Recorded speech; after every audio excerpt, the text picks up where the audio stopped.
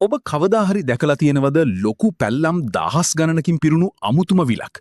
මේක දකින ඕනෙම කෙනෙක් මුලින්ම හිතන්නේ මේක කවුරු හරි ඇඳපු චිත්‍රයක් කියලා.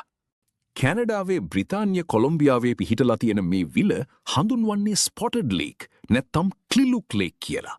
මේ විල මේ තරම් අමුතු විදිහට පිනින්න හේතුව මොකක්ද කියලා ඔබ දන්නවාද? මෙතන රහස තියෙන්නේ මේ විලේ තියෙන අධික ඛනිජ සාන්ද්‍රණය මතයි.